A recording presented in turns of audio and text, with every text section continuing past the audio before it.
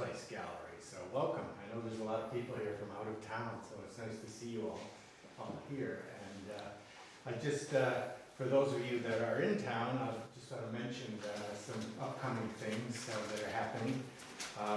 The show that's downstairs in the main gallery actually closed this weekend, and the artist Brent Eisner is coming in with his van to pick up all the stuff that's down there tomorrow, I believe. So we're looking forward to the next exhibition, which is work by an artist from Ontario named Raquel Rowe. She originally from Barbados, creates work, mostly films, videos, some still photography of her experience coming to Canada to live here, and the differences between life in the Caribbean and life outside Toronto. So I guess there's quite a bit of difference there. So she focuses a lot on foodways and domestic culture. So that opens this Saturday, coming Saturday, and we'll also be doing an artist talk with her. And the other exciting thing about it, since there's food involved, there's a local business in town, the Founder's House, actually, Thistle Hospitality is what the company's called, and they have just acquired a new food truck. So they're going to have a food truck out in our parking lot during the opening reception for Raquel's show, selling jerk chicken, which is something that Raquel actually advised them on. And then in the evening, Garrison House Inn, which is just down the road from us here, is hosting a Caribbean dinner. I'm pointing in the right direction. Yes, there, that way. Yeah. And that should be fun too. That is by reservations only, so that's on Saturday evening. So it'll be a lot. And Raquel also advised on the menu for that dinner, so that should be fun. And there's a show that just opens up. Well, now it's open. It was finished today, right, Susan? Yeah. Yes. Susan Took is the curator of a show downstairs called For the Love of Lichens and Old Forests. And it's actually the second cycle. There's been 2 pieces to this show. So the new version is up now and will actually be celebrated on Saturday as well. And there's a whole bunch of programs coming up related to that exhibition. All you have to do is go to the ArtTalk website to see that. So we are live streaming this. This is the second time we've live streamed something, thanks to our Canada Council Digital Strategies Fund grant. So it's allowed us to do that, a little TV land. Okay, so I'm going to turn it over to our guest, Deb Kuzyk. We had to twist her arm to tell this story tonight. And she's so modest, and there's just some wonderful images that she was sending from England when she was there, especially from the Victorian Albert, which I want to hear more about. And Bert is also, Bernie Burton is also here. And it just is coincidental, it was perfect. Deb signed up, and then the Craft Alliance is here for their annual meeting, and thank you all for coming. So I'm going to turn it over to you guys. Great, thank you very much. So I'm the opening act. Good evening. I'm Bernie Burton. Before the wonderful, illustrious Deb speaks. So we thought that just to give some context to who we are and what we do, that we would sort of tell you about Craft Alliance Atlantic and what the educational missions are all about that we're involved in doing. And one of the most recent missions that we did was in March to collect Art Fair in London. And so I'll just start off by telling you a bit about us.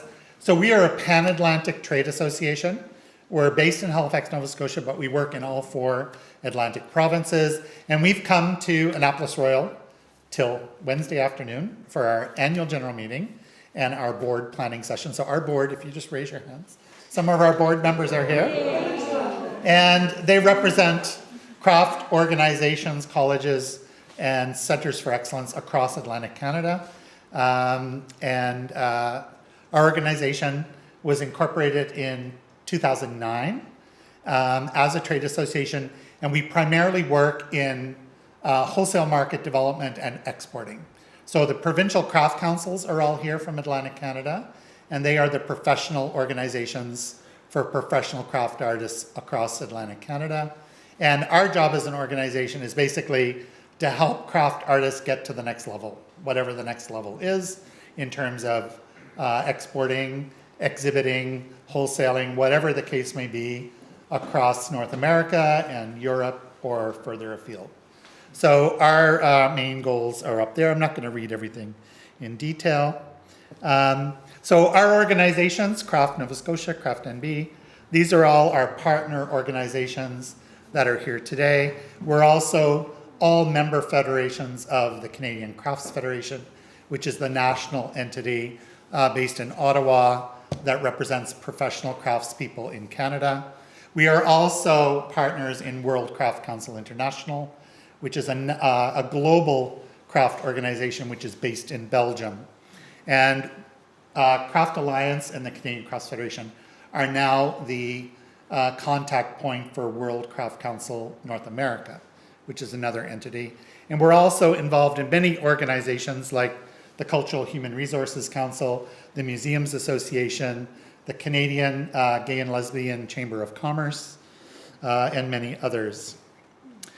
So basically, when we're looking at developing educational missions, we basically look at project development across the craft and general arts sector, and we usually involve our memberships of our various organizations. And we look to develop projects that are incremental. So we don't like doing one-off things. We like to find a way or a pathway where we can do projects that sort of increase our knowledge, increase visibility and exhibition opportunities in whatever context that might be. So we look to develop sort of a long-range strategy. So we're going to be talking about Collect in a bit. Collect is something we started back in 2018. We've done 4 educational missions now, and we're looking at maybe March 24. Where's the board? If we can agree, we're actually going to hopefully exhibit at Collect in the future. Contemporary art fairs are very expensive to do, so that's part of the issue is figuring out how do you fund some of these types of projects and activities. So we start out by doing market research. We usually do educational missions, then maybe we'll do more research to figure out how do we get into a market, are there export issues, what do we need to know before we go into a market like that. And in my presentation, I'm going to show you 4 or 5 different places we've done educational missions just to sort of give you an idea of how it works. So the best one known in North America that we've done for almost 15 years now is SOFA Chicago. SOFA is Sculpture, Objects, Functional Art and Design. It has been around for 25 years. We started out back in 2007 doing educational missions, and we did them right up until 2019. Obviously after that, for various pandemic reasons, we've not gone back. SOFA Chicago was actually sold in February 2020. Lucky people. Not lucky for the people who bought it in February 2020, because the show has not reappeared yet. And we're waiting to see if it comes back in November of 2023 or not. So this has been the sort of premier event in North America. When we do educational missions, basically we're looking at market research and informing the artists that are going about what are the possibilities for moving into that market. So usually we will hold workshops, we'll do gallery tours, studio tours, and then obviously whatever the main event is, so SOFA Chicago or Collect in London, whatever the case may be. We try to connect everyone with gallery owners, collectors, museums, international people with the Canadian government, the consulates, the embassies, that sort of thing. So basically, we have a schedule. Usually the schedules are 4 or 5 days, depending on where we're traveling to. And and so basically, it's a learning opportunity to everyone to sort of go and see what is the work in that market, what are the prices that work is selling for, and are there opportunities there to participate in. So here's a few pictures from SOFA Chicago. So we started out back in 2007 doing educational missions, and it took us quite a while to figure out the market and the opportunity there. And then as we went forward, it took us a couple of years to figure out the funding piece. And in doing that, we finally, in 2016, 17, and 18, we actually did a gallery presentation there in Chicago. And there's some of the work. So we partnered with Studio 21 Fine Art. SOFA Chicago was very specific in that they wanted galleries, not organizations. So all of these art fairs are either gallery or organization presented. Artists cannot apply on their own to exhibit there. You have to be represented by someone. So part of our goal with SOFA Chicago was always introduce artists to the market. Are there galleries represented at an event like this? So SOFA Chicago had anywhere from 80 to 100 galleries represented. It's about 250,000 square feet of space. It's a huge event. They get about 40,000 people in 3 days to the event. So you get a really good sense of what people are interested in, what are the price points, what's selling, what's not selling, those kinds of things. So Chicago was very particular. So we secured the funding and we worked with Studio 21 to create the space in Chicago. And these are some of the spaces. So the one thing I'll point out, and you'll see when I talk about Collect, it's a very different market, very different aesthetic in terms of what's presented and how it's presented. Chicago is America. It's big and bold and brushed. And some of the work was installation-sized pieces selling for $400,000 or $500,000. The average prices that we had in our exhibit were between 600 and that is one of the chair was I think 30,000. So it's a broad range, but there was much work there that was much higher price for sure. So here's part of our exhibit in 2018. So SOFA is very much ceramics, jewelry, glass, and some textiles and other media. So that was another part of the initial educational missions that we did in research was, what is showing in that market and to that audience. There are some other gallery shots. So SOFA was very much white walls, plaster, lots of bright lights. And you'll see the difference when I show you images of Collect. It's very different building, very different aesthetic in terms of how it's presented. And the scale of the work in London is very different. It's much smaller scale in how it's presented. There's another, it's an indigenous, that's Blue Rain Gallery from, Blue Rain I think is in Arkansas, I believe. And then this is just a selection of some of the work that we presented over the 3 years that we actually did exhibition. So we did put a heavy focus on ceramics and metal, and then we filled it out with other media. We didn't focus too much on jewelry because SOFA Chicago at the time, about 40% of the event was jewelry. So there was mass amounts of jewelry, and if you didn't have a full, huge display and presentation of jewelry, you probably weren't going to sell any jewelry. We sold lots of ceramics and lots of metal while we were there. And some other pieces. And then 2018.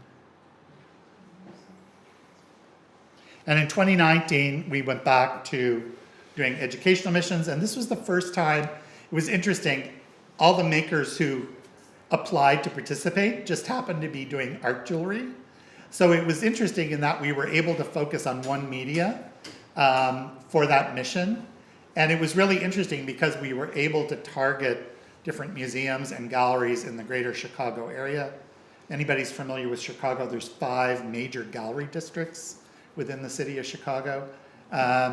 So there's lots to see and do there. So that was a really great opportunity to focus on one specific media. So some other types of events we've participated in over the years is the International Contemporary Furniture Fair in New York. And beside the furniture fair is also an exhibition called Wanted Design. And this is all about contemporary craft and art that is new, innovative, maybe using sort of unusual materials or maybe even recycled or repurposed materials that maybe are not familiar with a particular media. So it might be a jeweler using rubber and resins. It might be a potter that's incorporating glass or metal into the work, or some other media. So this is a major exhibition that happens in Manhattan, but there's also an area of Brooklyn, New York called Industry City, and that is a whole series of warehouses that have been repurposed in the design sector. And so they have huge gallery spaces where they feature design-focused craft, art, and product development as well. So they have a retail store in Industry City. When we were there in 2019, Jeff Ramsey, who's a designer from St. John, New Brunswick, he's an industrial designer. He went to NASCAD University. He had participated in Wanted Design back around 2015, and there was a Canadian competition with the Toronto Interior Design Show that happens twice a year, Toronto and Vancouver. And he won the Wanted Design competition in Toronto, and so his work was featured in 2015 and 16 in New York. Then he was invited back to curate an exhibition in 2019 when we were there, and we had an educational mission going there, and he featured all craft objects from New Brunswick at the time. So Jeff's practice is mostly industrial design. He designs for companies like Umbra and sort of works in that space and designs some of his own products as well. At that time, there was also an exhibition of all the craft that has been created on Fogo Island, and specifically pieces that came from Fogo Island Inn. So there were guest curators invited to participate in that. And then we've done probably 4 missions now to the International Contemporary Furniture Fair. And there are a lot of experimental areas where design is sort of, what are people doing that's innovative in design?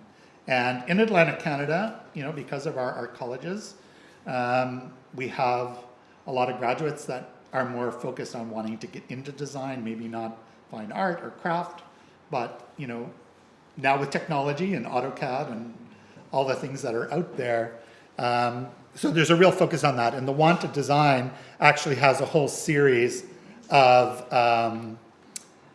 curated exhibitions from recent graduates of art colleges all around the world. So that's a really fascinating element. This was a chair that was made out of felt material, and it was hard as a rock if you sat on it. And it's just the way it was compacted, and there's a wrought iron structure that actually feeds through the back of it to sort of keep it in place.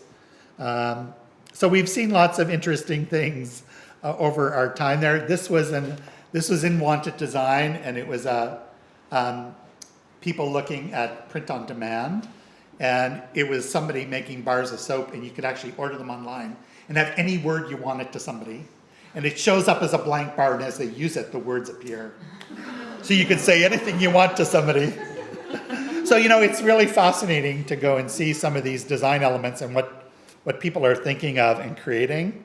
When we were there in 2019, there was this company from Los Angeles called Dube, and it's about a 12-foot circle, and you actually, remember the old photo booths at Kmart? You go take your picture? Well, that's what it is. So you go in and you stand and you strike a pose like these 2 people. There's 62 cameras take a high-resolution photo of you, and then it prints a 3D maquette of you in full color. And the resolution was stunning. You could see on some of the pieces, you could literally see hairs on people's arms. It was amazing. And their plan, now that was obviously, less than a year before the pandemic, and their plan was to roll these out across the United States. So I'm not sure how they're doing at this point in time. They could be any size you want them to be. Like those maquettes, these maquettes were all about this big. But yeah, you could do them, print them any size you want. And obviously the price increased the bigger the bigger they get. But also in the wanted design category, they would also do competitions on, what are people working on in terms of experimental activity, and how are people, especially graduate students in MFA programs, how are they coming up with new products? And so there was a competition, and this was one of the winners. She was the winner from 2018. So she created this felted concrete material. The concept is that if you could produce it, you could turn it actually into building components.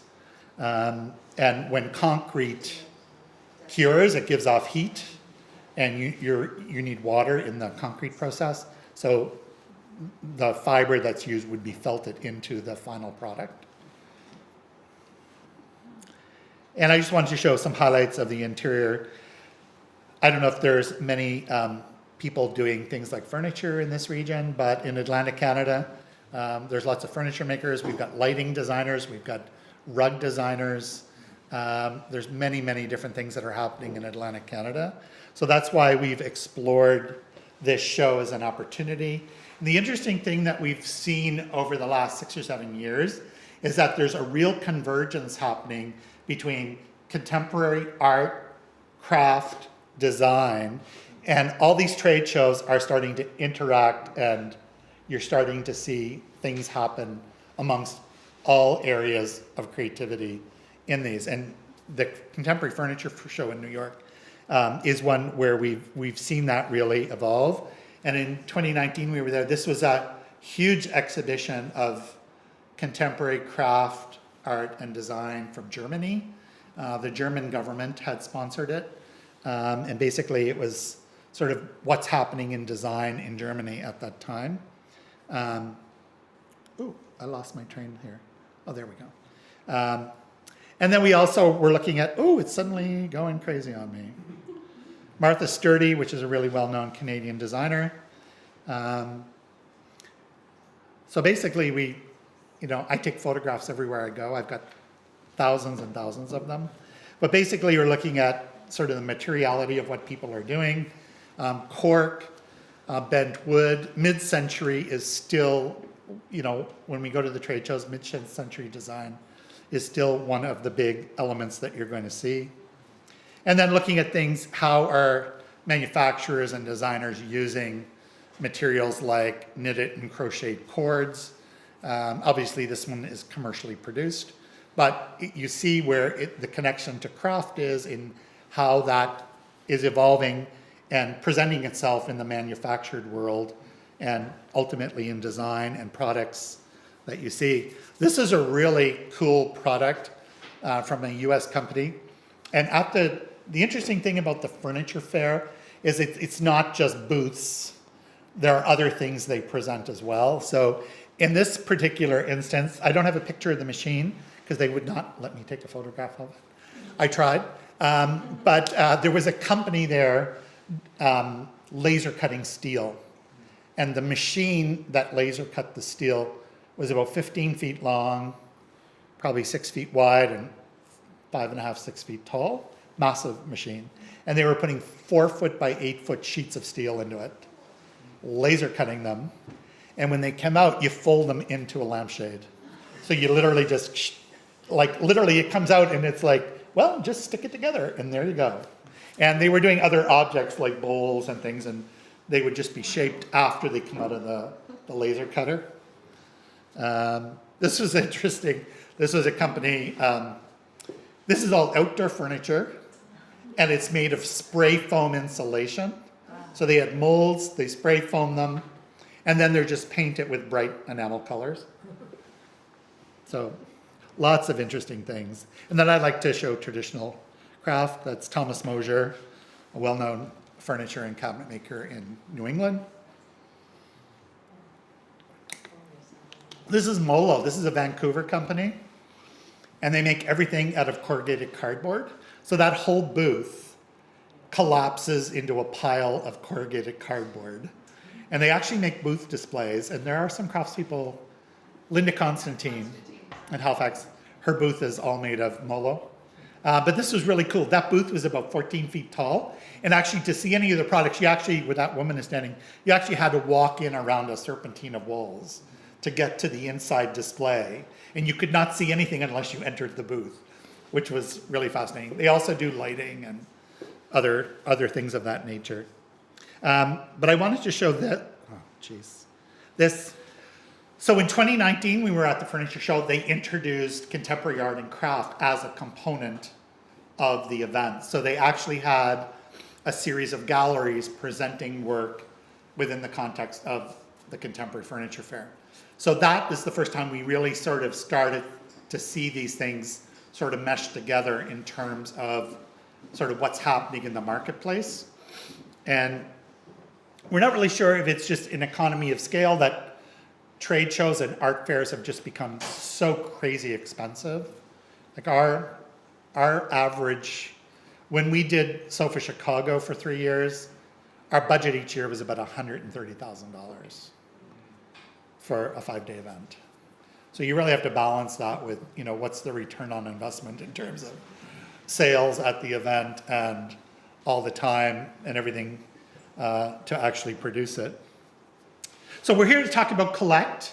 So Collect Art Fair happens every year. It's produced by Craft Council UK and is sort of their premier event in the United Kingdom for contemporary craft and design.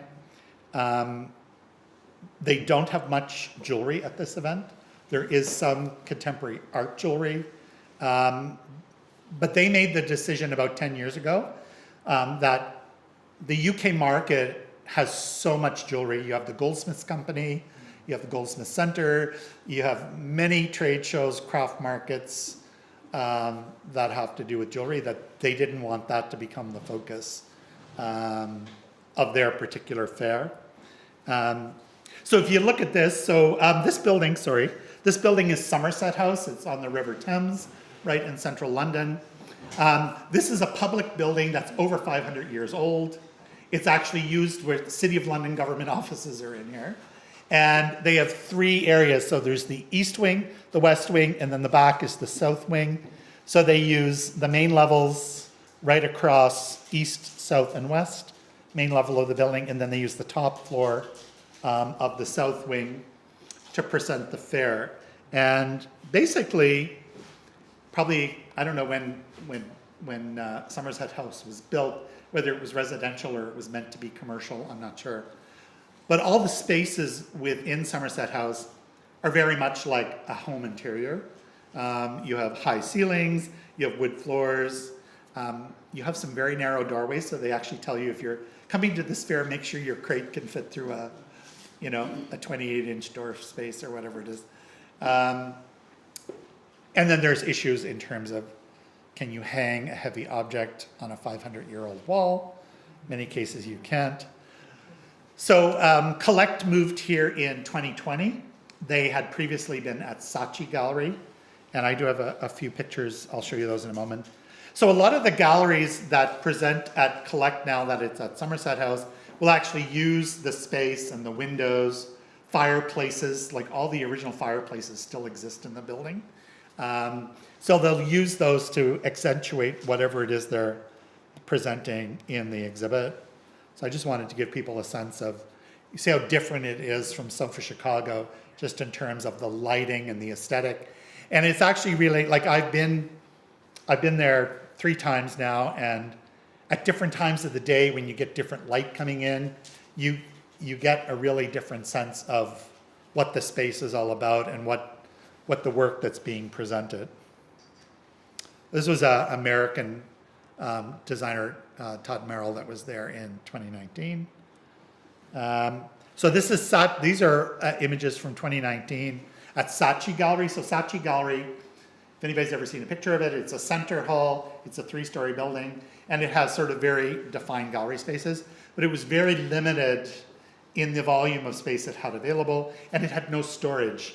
So once they came in and unloaded crates, they had to be put out on a truck, out and literally carted away for 5 days, and then be brought back at the end of the fair. So as Collect started to grow over the last 10 or 15 years, they made the decision that they should look at moving to another venue, and that's when they made the decision to move to Somerset House. So here are just a few images from past fairs. I'm not going to show anything from 2023. I'm going to leave that to Deb to share what she saw and what her thoughts were.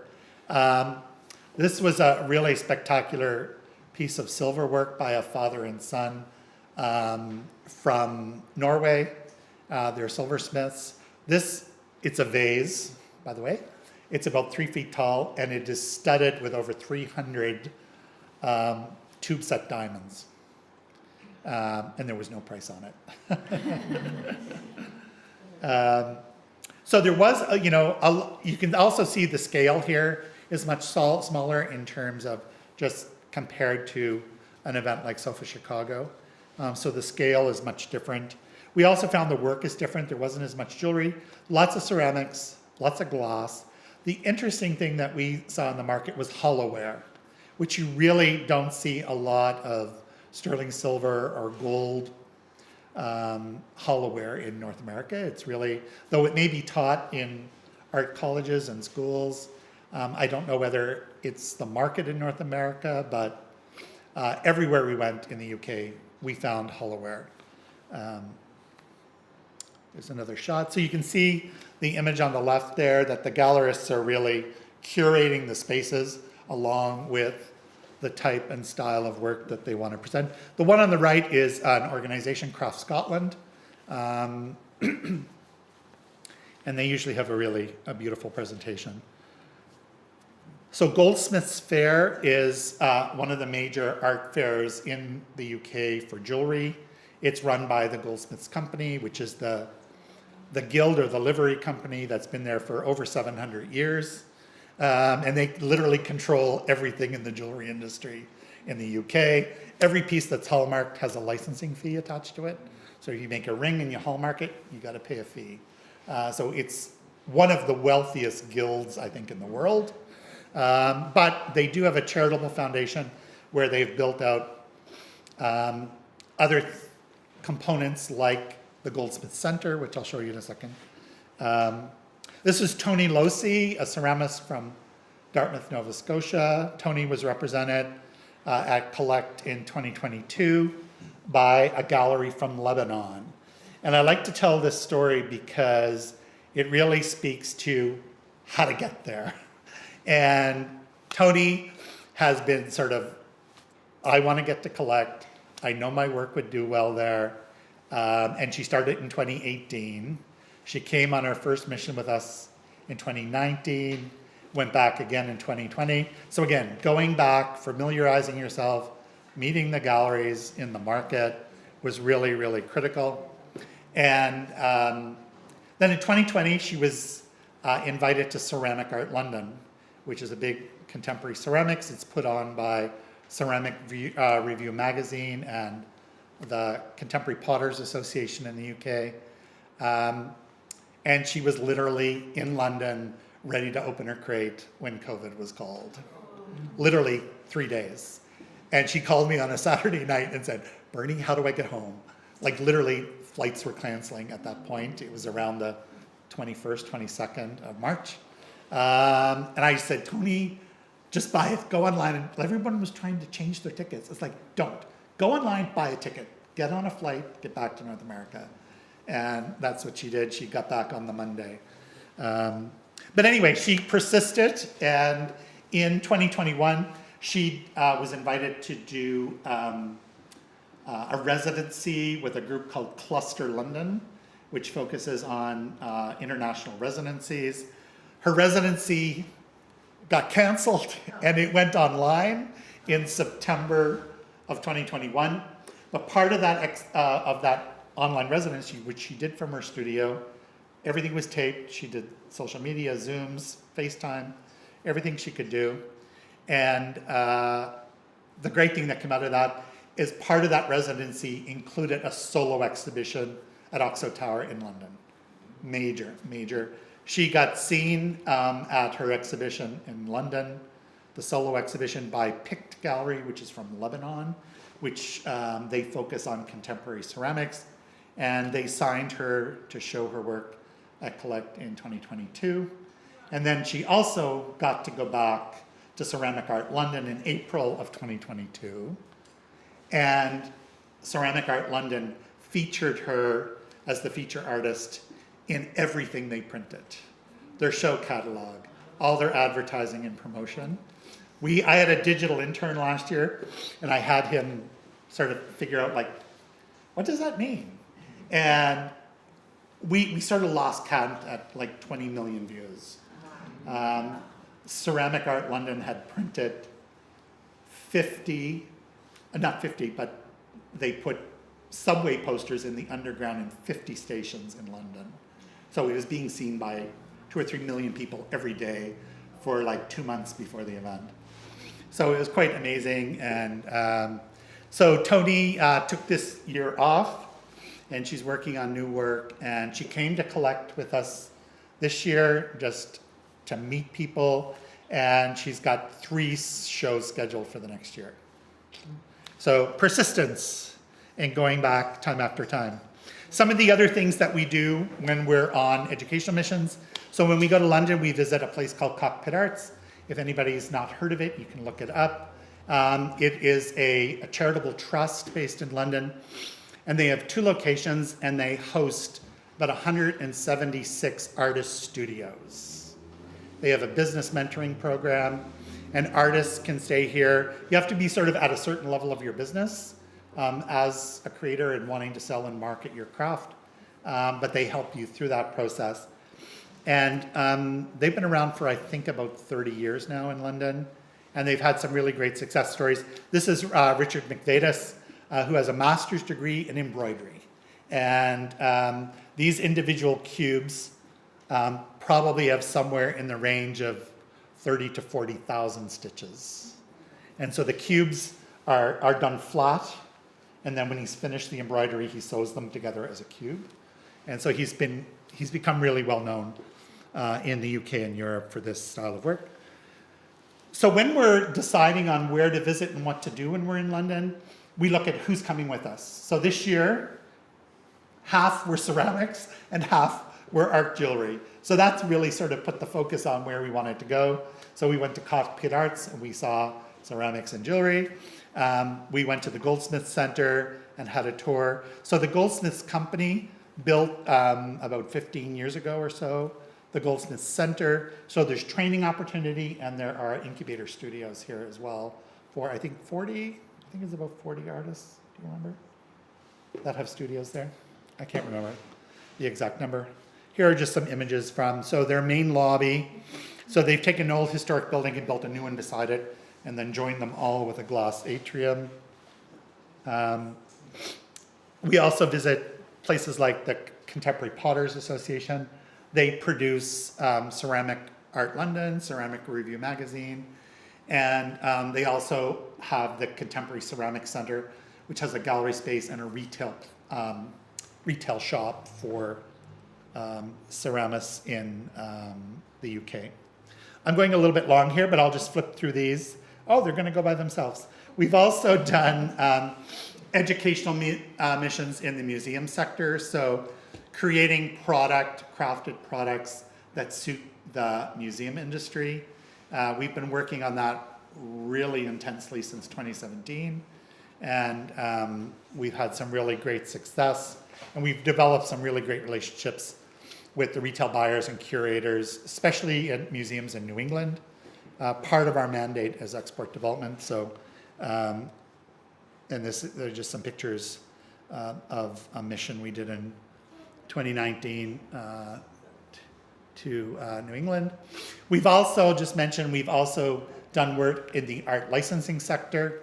And this started out, though we're not a fine art organization, it started out because we had textile artists that were doing surface design, and we discovered that surface design is one of the #1 areas that the art licensing sector looks at. So art licensing is about repurposing your already created art and licensing it to somebody for some other purpose.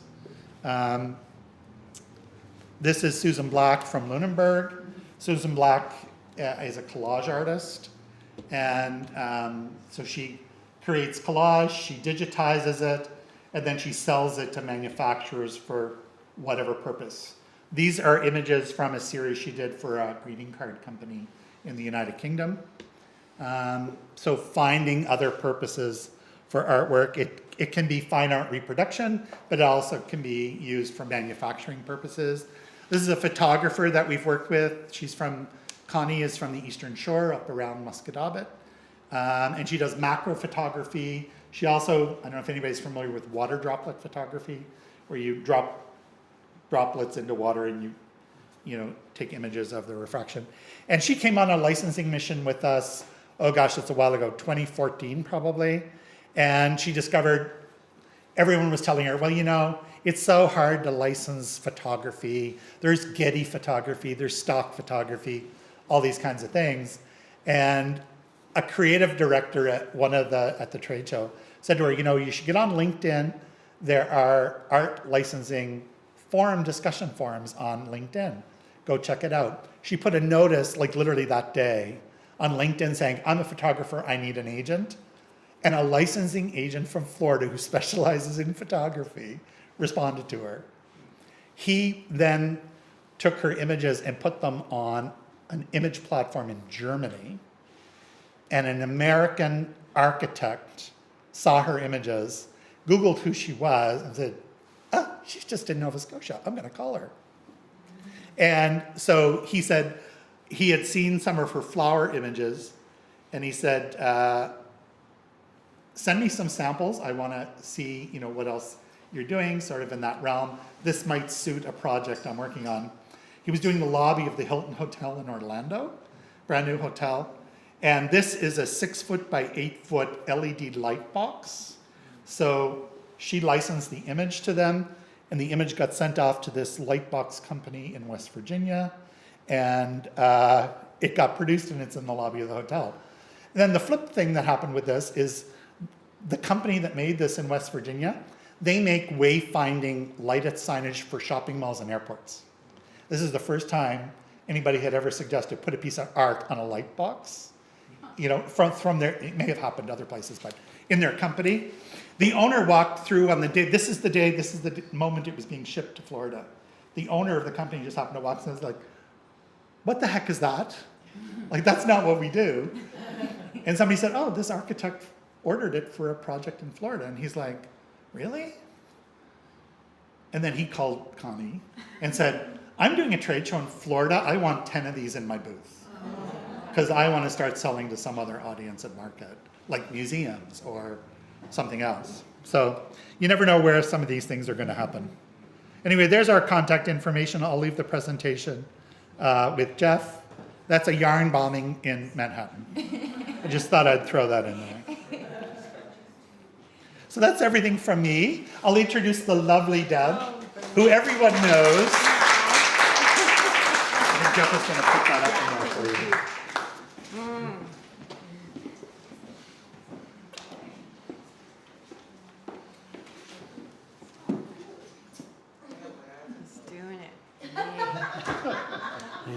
So just use these arrows.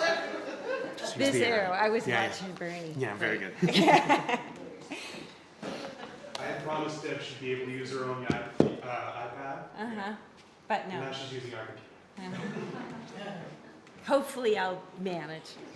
Well, isn't he dynamic? Can you see why? No, Thank you, Bernie. So one of the best things for me about this trip was I didn't have to plan anything. I didn't have to find out how to get there or back. I just had to follow this guy. And he would know exactly where we were going, how to get there, what time. I just had to be in the lobby at 9 o'clock in the morning, and the rest was taken care of. So this was our group. We went in March. It was very fortunate for me. I just, good timing that I was able to go. I had to pay for the trip up front, and then I was reimbursed 50%. So, I wouldn't always have been in that position, but this year I was. So I said, yes, please, I want to go. And we are all on the first morning kind of groggy and waking up in London in front of our hotel. Mostly jewelers, except Nancy and I, and then a few admin people, and a gallery from New Brunswick. Okay, so anyway, Gallery on Queen. Yeah, Nadia. So, okay. I could give a whole other slideshow about everything else we did. We were scheduled from morning till night, and I took over 3,000 photographs.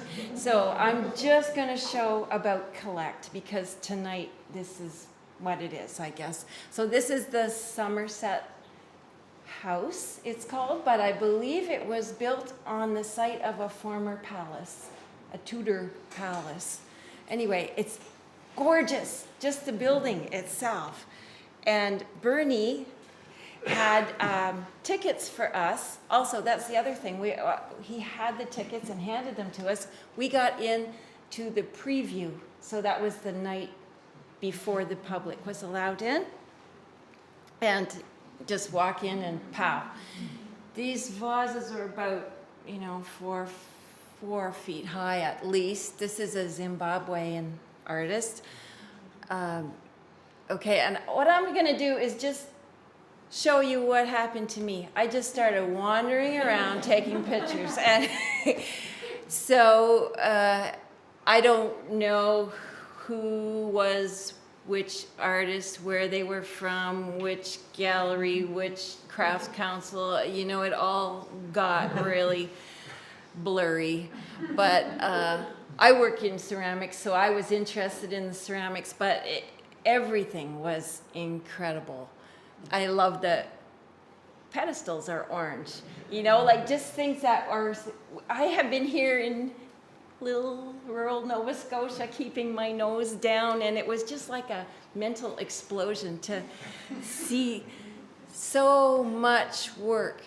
And those were stacked to the ceiling. They're just little pots, but joined together. This is glass.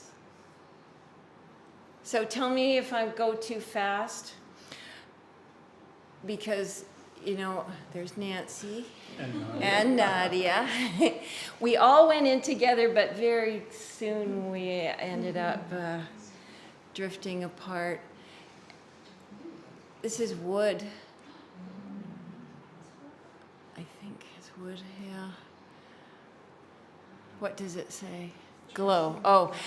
I was one of the ones who was interested in prices. So you'll see lots of times I took a photo of the piece and then the price. Because I was really glad to see the high prices that ceramics and all the crafts were getting there. This is a jewelry. It's a reversible necklace. And it's Petit Point, I believe. I don't know if it shows up very well. Plexiglass jewelry. So there was such a refreshing kind of mix of fine, gold and silver, and then plexiglass. Or, like this is made from little plastic bottles. See, like there's like the screw top. Yeah. This is a sheet of metal, and the pearls are painted on it, and then it's cut a little bit above, so it looks like the pearls are going over top, but it's trompe-l'oeil. It's not true. It's just a painting. And these are, I imagine, like photographs on little pieces of metal linked together as a necklace to look like jewels. Yeah. at the end, in case I forget, I have, they were handing out these beautiful catalogs of, like different galleries would give you full color, gorgeous. Would you like one? Yeah, so I have a whole box here of things that I collected, paper, promotional material. These are mirrors. I don't know anything else. Little pots and big pots. So this was big. That was like 4 feet across. And this low foundation, so I don't know, they give scholarships to emerging artists. So this... It's one of the largest prizes for contemporary craft in the world. They have an annual competition. The finalists are usually presented annually at Collect, and the prize is €100,000. So Loe is a Spanish luxury brand that makes handbags like Hermes and Gucci, and they have lots of money. Bernie, just ask Bernie if you want to know something. This is beaded. It's like, it was just a regular size necklace, but up at the top part, it's like it was woven on a loom maybe, and then all these strands are free. So cool, I don't know how they did that. There's Nancy. I told her to stand next to this piece because she matched.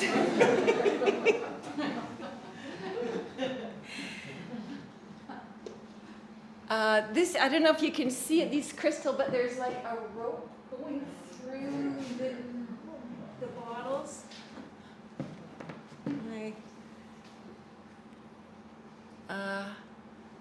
Don't know what that is. And so some kind of reminded me of what Tony was. That is picked gallery from Lebanon. Oh, I see. Yeah, it is. Yeah. Was it? Yeah. Okay. That's the gallery owner standing with her arms folded in the corner. Uh-huh. I met her and talked to her. Did you? Yeah. It's so interesting you see all these people, there are so many people, and then pretty soon you start to realize, oh, that's an artist, that's a gallery owner, this is the general public. This wall was full of these, I thought I had more pictures. There it is. That night, I kept coming back to this room, and more of those pieces were missing off the wall. They were selling.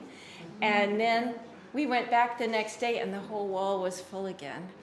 So they had backup, and lots of pieces were selling right then on opening night, or the preview night. And again, what Bernie was saying about how they put pieces on a window ledge, and you kind of get that fun thing of looking out the window too at the lit building from the outside, and then the artwork. It was great. This is ceramic too. So I don't know if you can read those. It's 3,750 pounds. Oh, these are mixed up. Okay, this is a close-up. These pieces were incredible.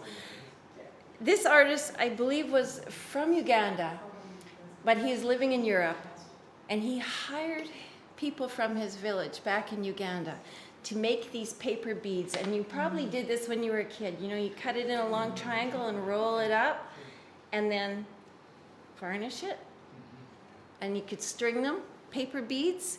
So, right? They're fantastic.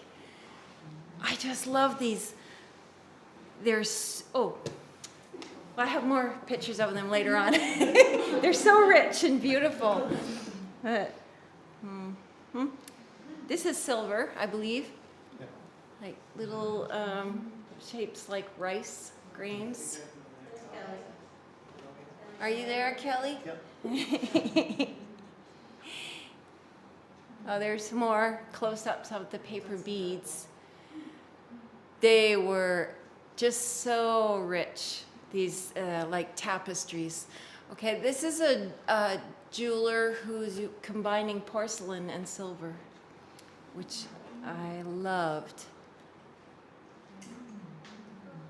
And they're, you know, maybe 3 inches, quite small, like a brooch. So that purple part is porcelain, and the leaves are silver. And that's the price, 4,500 pounds.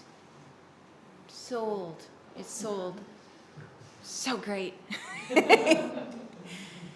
Oh, there's more of those.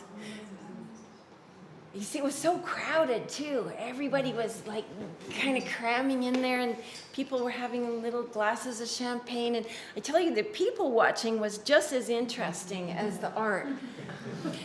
These are they look like tiles, but they're enamel on metal, and they're mounted on wood blocks, so made into a beautiful mural. So can I just mention? Yes. That piece sold. This one? Yeah. I was on a webinar last Friday. This was part of the exhibition at called Collect Open, and basically it's a curated competition for craftspeople to come up with something innovative and new. And this was one of the artists from this year, and she was on the webinar last week, and it sold to a collector, and she had just installed it in his house.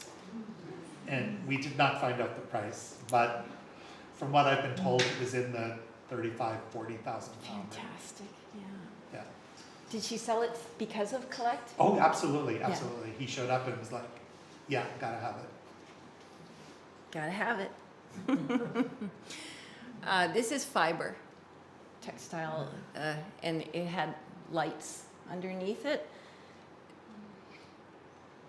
So, sort of looking closer, there's the artist. This is ceramic. These were big pots. I think this person was from Scotland. This Ireland, maybe? Yeah, this is looking down into the jar. That's the lid. Like that's the knob of a, doesn't read that well here. Is this the glass? There was a lot of glass. And we went to the London Glass Blowers gallery downtown too, didn't we? Yeah, and they have a kiln right in their shop, and you can watch some blowing.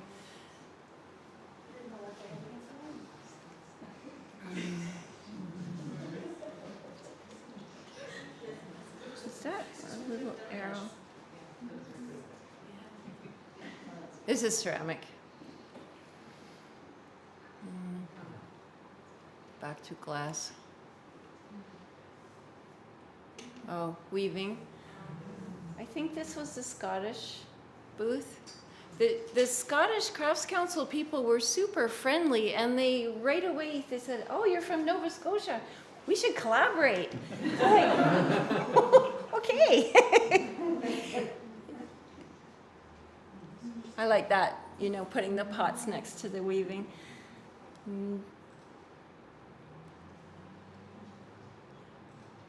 Truth, trust. This is woven with gold thread. Oh, it's mixed up again. Okay, these little fish are porcelain on wood.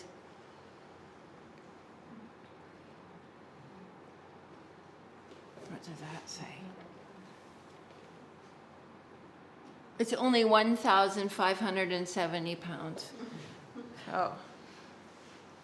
That was their little display there with gold luster. Gilt. Little pun.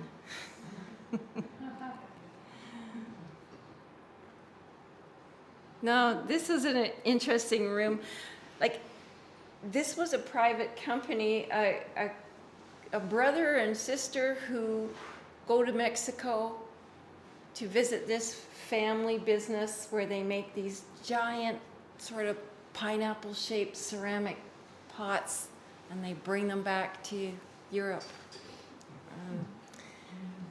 Nadia, who was from Fredericton, connected with them, and she said she is going to start carrying some in her gallery. So I don't know how they would do that, if they would just ship them from Mexico to New Brunswick for her, if they're going to bring them to England and then. But anyway, it was such a beautiful room. Just they're so powerful. They're big.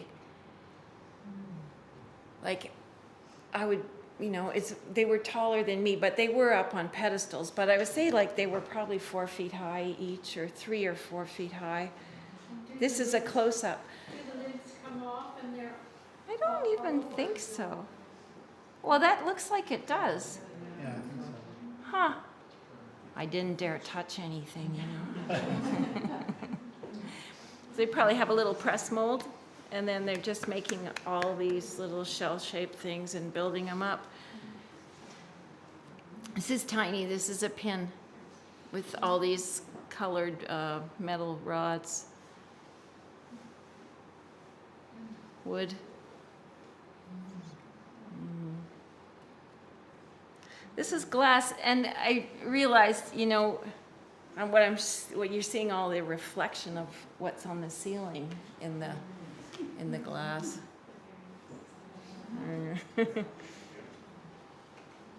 So there, is this a hollowware? Yeah. Yeah, silver, beautiful silver things. Now this room I loved. This is a ceramic sculpture in front, and then these textile pieces. They look like paintings, but they're done with an embroidery machine, like how Bonnie Baker used to do free motion embroidery. Some of you guys know that. Oh, not this one though.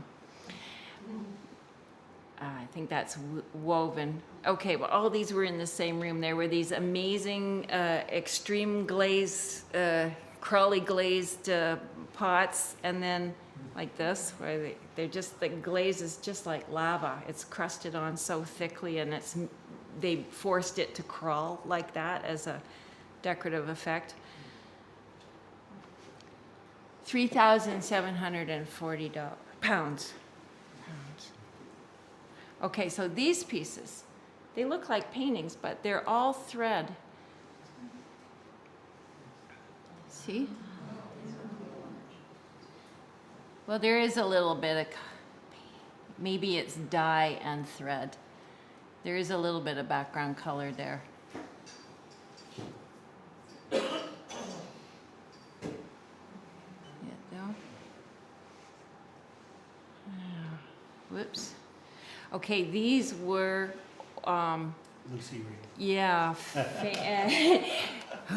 famous. She's died, I don't know when, but 1980. okay, very famous British potter. And there was Hans Koper and a few. No, it was called the Five Dames.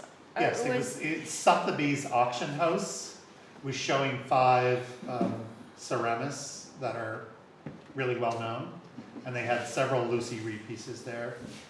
One of them had a market value of about $225,000. Yeah. I'm leaving.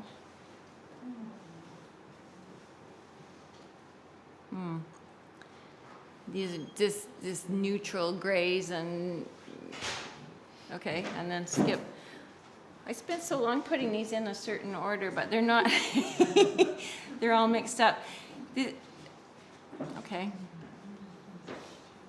It's beautiful though, hey?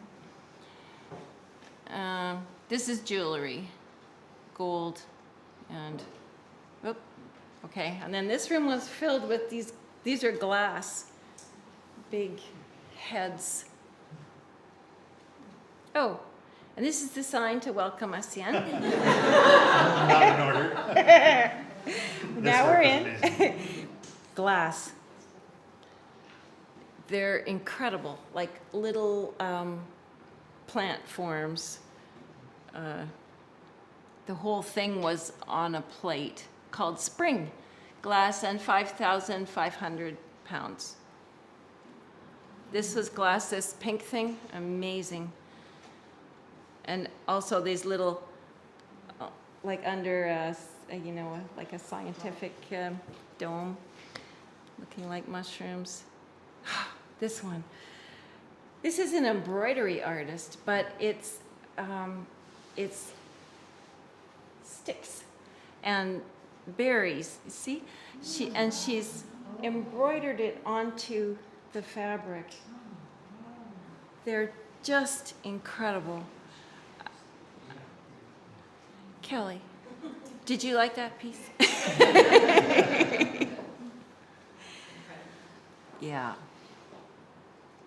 I think she was from Croatia or some Eastern. Okay, and this work too. This guy, I don't know how you make wood thinner and thinner and thinner, but he made it so it was 2 millimeters thick and then sandblasted it so that you could see the rings, the growth rings on the trees. So he made this tea set out of wood.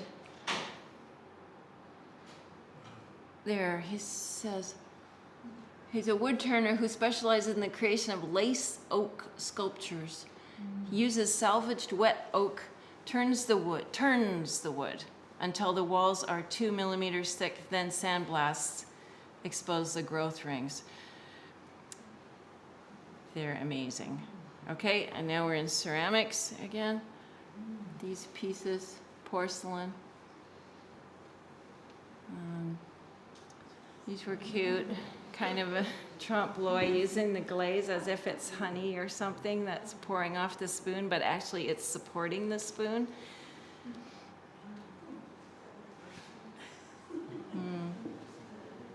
Oh, these baskets made from pressed flowers. Well, okay, I had another example of that somewhere. Porcelain. Oh, there it is.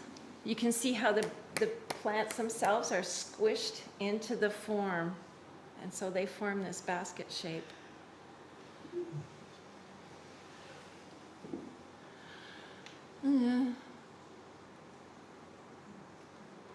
Just like Bernie was saying, like just on mantel places and window ledges, and it was impossible to take it all in, really. Even I went through it probably by the end, probably 5 or 6 times.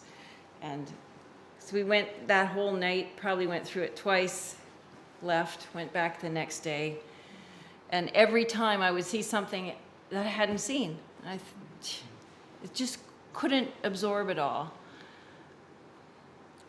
See that sneaky little photo I took of someone taking a photo? I think that's glass. Or clay. I don't know.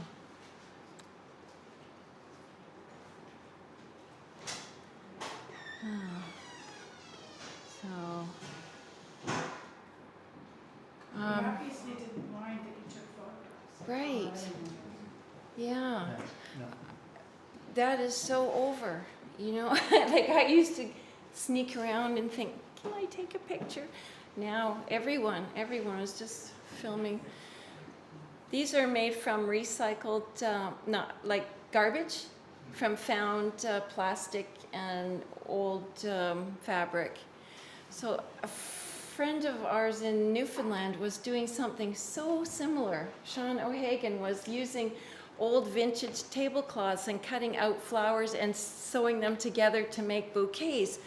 And I saw these and I like, hey, this is, oh, it's almost the same. And so I took a photo and sent it to Sean, and Sean and the gallery owner ended up communicating, which was great, you know. But it's this young artist. The only thing, Sean was not using plastic. Like you can see that there's sort of shiny bits Yeah, it's all made from garbage.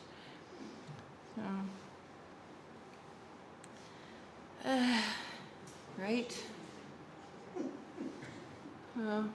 Golden ears. Jewelry. And this is jewelry.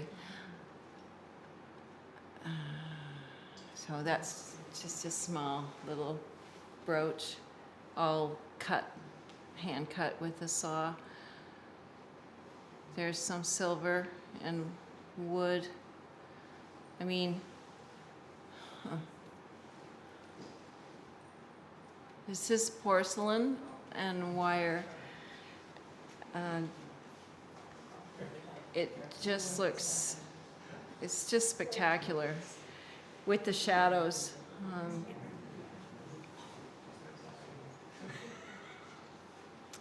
So that was sold, and I couldn't see how much it had been. It wasn't me. More pots. This person, I think, was from Central America somewhere. I think. Does anybody remember? Okay, that's Jun Kaneko. He's one of Ray's favorite artists that does these big, gigantic ceramic pieces that fire for a month. And anyway, okay, and this was a contemporary London gallery, but I don't remember the name.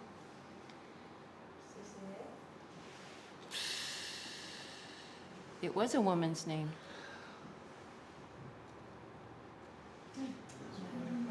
These were amazing. Cut the birds out of the book and then put them on perches above the book and shine a light through it. I was thinking of our friend Janelle, who does this fine paper cutting. There, look at that. Yeah. Yeah. Yeah. They were amazing. And like even cutting between the lines of the music bars, or whatever you call those things. Right. So, some painterly ceramics. Okay, and then this booth was an Asian, I think, remember when Ray used to make Gordian knots? Anyway, I had to take that photo for Ray, but that was a beautiful big jar. These were all very traditional, but so beautifully done. This is like a mishima technique, where you inlay one color and then scrape it off to expose the two colors. They're the ones who gave me this catalog. It's incredible. There. I just couldn't leave this room. It was so gorgeous. There were a lot of flowers there too. And you know, we were coming from March in Nova Scotia, and when we got there, their magnolias were starting. They had crocuses blooming, and 1,900 GBP pounds. Why did some say LB and some say? These had they had silver. It's the cobalt, like painted with blue, and then there is some not gold leaf but silver leaf on part of the pot. This was a United Nations Heritage Pottery Village, or so-called village, in Korea. This is back to the contemporary British. Okay, and this is something else again. These are metal. They're enamel on metal. They look like pots, but they're not. And I heard at the end that the Victoria and Albert bought that red one. Yep. So They bought 3 pieces in that booth. Oh, see? Yeah. Bernie Do you have knows. the pictures of the glass pieces in the window? No? I don't know. Aren't they beautiful? The Victorian Albert bought quite a few pieces. So that's something interesting we discovered in the UK, is that pretty well all the museums have budgets for their permanent collections, current exhibitions, whatever the case. So we were at the Thursday preview. There's a Wednesday lunch and preview just for museum curators. And that's when they spend their money. So when you walk in on the preview night, they're already sold. You can't sign up. But this particular booth, the red one, I believe, was £20,000. And then there were 2 pieces in that space by that gallery that were glass orbs. I don't know, you don't have a picture of the orbs, do you? I don't know. No? Okay.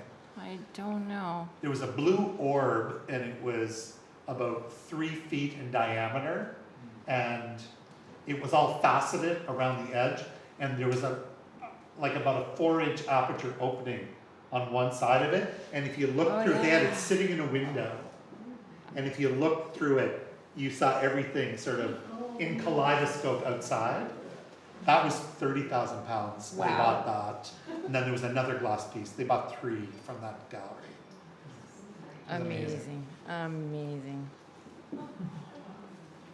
Big, big, big.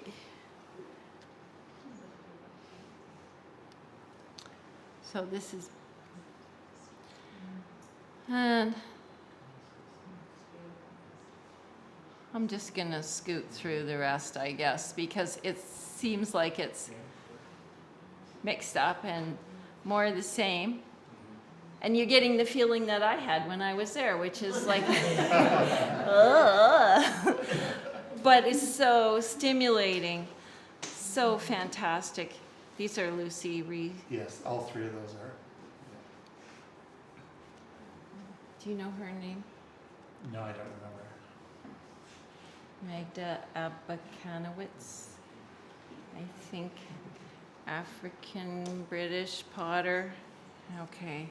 This must be more emerging because it was like each artist just had a tiny little square and they put all their work together. So it was traditional lacquerware, but not so traditional.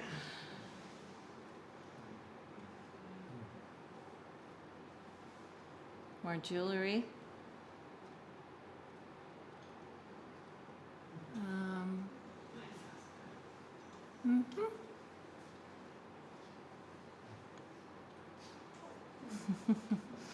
A comb. These are those glass masks, heads. So some of those glass pieces, they were all on wrought iron stands, but there were several of them you could actually take them off and put them on. What? Yeah. I was there when the artist was doing it one day during Wow. the show. Wow. So could you, if you bought a piece, could you just take it off the wall or? They were taking them. Yeah, pretty much. Obviously, if it was installation pieces and stuff, people were Right. leaving them till the end of the fair, but a lot of work was just being packed up and taken away. Did you come away thinking about your own work differently or things you want to go back with? One thing was I didn't see anybody doing what I'm doing, which was kind of interesting. I was just so stimulated when I came back. I wanted to get right in the studio for sure, and work bigger. This is made out of garbage also, aluminum cans and milk cartons. Oh, there it is. Plastic milk cartons, aluminum cans. And recycled oxidized silver and wood. These are little gold and silver jewelry. I was taking these for Marianne.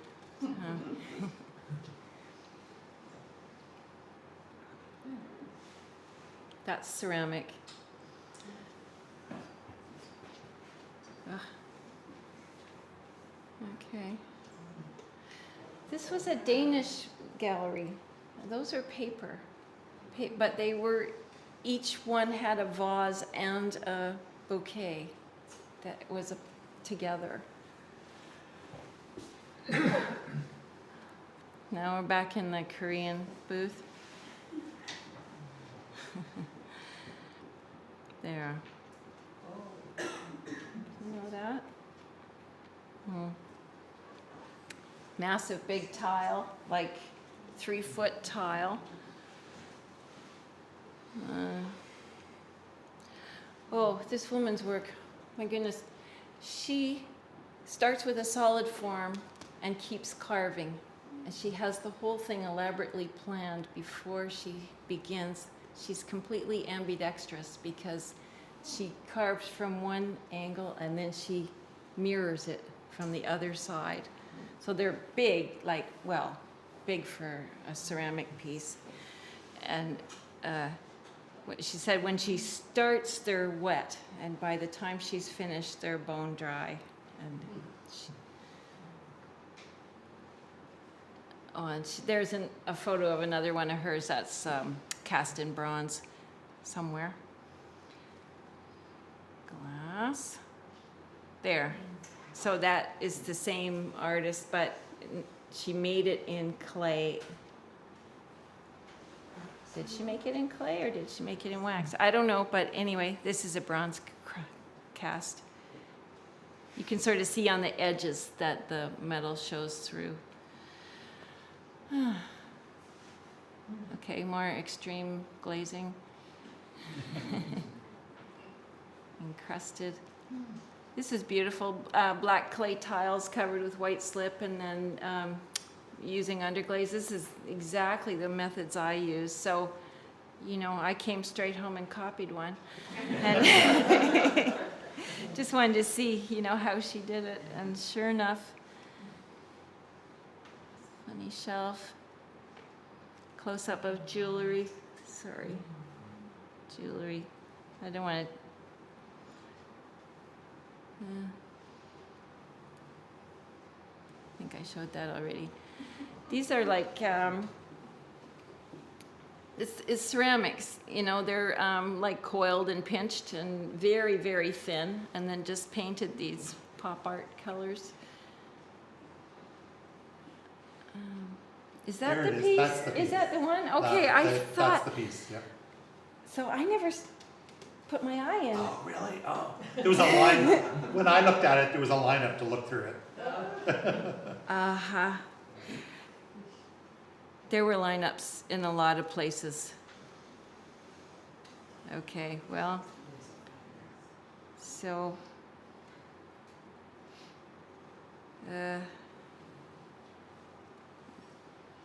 at the end, I just took some of the better photographs that were presented on the Collect website. I didn't take this photo. But just so you can see, like, you can really see the caliber of the work when it's a good photograph. You know, what I was doing. If I had known I was going to give a presentation, I would have been more careful. I just did snapshots. But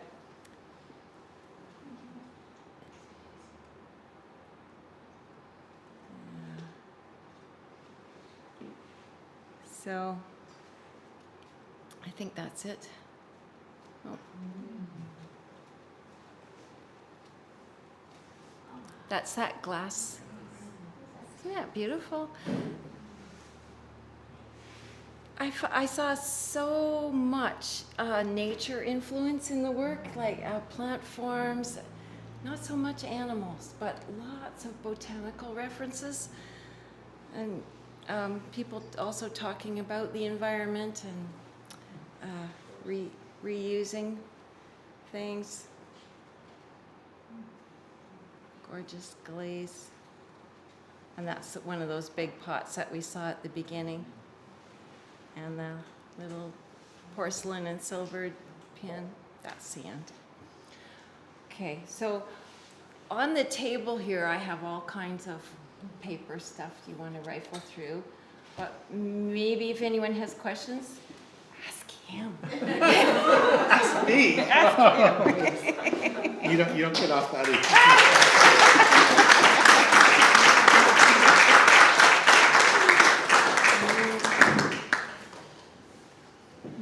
Any questions? So Deb, after all of this excitement, do you think I feel like my work belongs there and I'm going back? A little bit, I did, yeah. I did have a little of that, yeah. I could do that. I want to do that. Actually, I didn't realize, but as Bernie was talking, I did go on an educational mission to SOFA. Yep. And then our work was, Ray and my work was carried by Studio 21 in one of those years. And, you know, it was like a moose jar and a black bear and a raccoon, and they sold in Chicago. So Yep. that was cool. Yeah. Yeah. Yeah, about a third of the work we sold in Chicago was shipped somewhere else outside of Chicago. The Northwest, California, Florida, all over the place. Well, thank you all very much. Do you have a question? So again, these were galleries that brought their people that they would Right. sell. Yeah. Yeah, absolutely. So generally, all of these shows are gallery presented. Some of them are now, like Collect will allow organizations. So that's why we're looking at doing Collect in the future. That was sort of something very specific to the American market where the show presenters usually want galleries presenting, not organizations. But it really depends on the market and the situation and the type of work that's being presented. So part of our goal in doing the educational missions has always been to get artists introduced to galleries. Because the way to get yourself in there is to get presented by a gallery. So Tony Losi, you know, did the residency, had a solo exhibition, got represented by a gallery from Lebanon. And then they took her work to Collect, and they've taken her work to other fairs, and her work is shown in Lebanon as well, in their main gallery. So yeah. And we used to carry Tony's mugs at Lucky Rabbit. How she has come. Remember that? Yeah, yeah. She's still doing a little bit of production work, but Yeah. but she's really wanting to do the sculptural work. And she sold very well at Collect, very, very well. The gallery sold about half her inventory. And then when she was at Ceramic Art London, she was on her own actually, because it's an artist presented event at Ceramic Art London. And she did very well there as well. Thank you very much.